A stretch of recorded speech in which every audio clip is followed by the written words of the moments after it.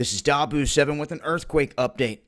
As you can see right here, we've had some swarming going on in the Tonga region.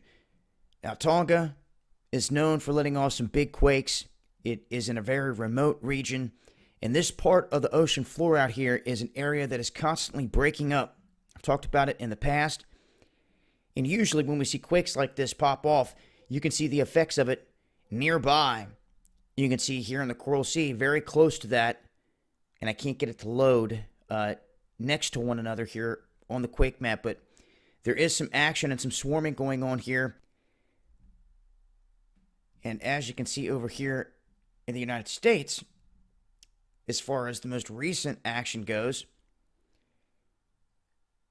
a lot of the activity just along the West Coast. Now, I want to take a look here at the areas of Yellowstone. Here in the past 48 hours, there has been a significant quake, a 4.2 quake in the Yellowstone region. Now, I say that this is significant because anything that's over 4 and is very shallow, hitting around the caldera of a supervolcano, in my book, is something to pay attention to.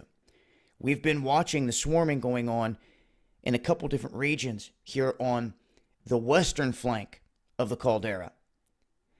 But when we start to see new activity in new areas pop up, very shallow, at a depth of where magma could be moving underground, it's something to pay attention to. Now, if we start to see swarming or a bit of a pattern where you see it marching toward a specific point, something to pay attention to as well.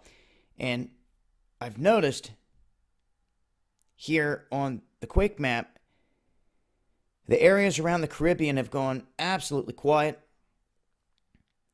From my past experience doing this, sometimes when this region goes quiet for this long, we can see anywhere from a 4.5 to 5.5 magnitude quake pop up afterwards.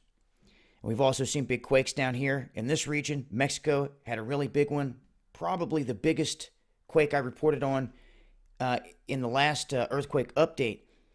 And after that, we did not see a significant amount of tremors, although we saw some activity off the coast right there in Mexico City where the initial one hit.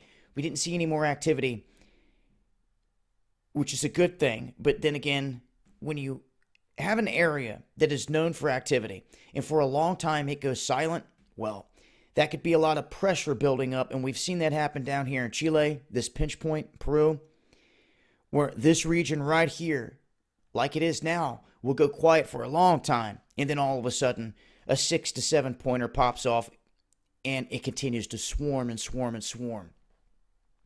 But these areas have been relatively quiet for some time. You can see Ecuador seeing the most recent activity out of all of South America, Central and South America right now.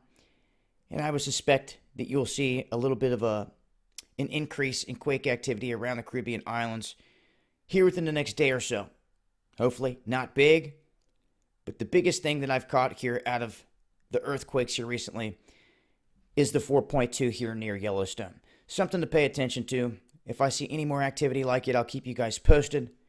Wanted to get the update out there. Stay tuned for more information, more videos, and also follow me on Twitter for the latest updates. I'm always kicking out info over there that you may not catch over here on YouTube.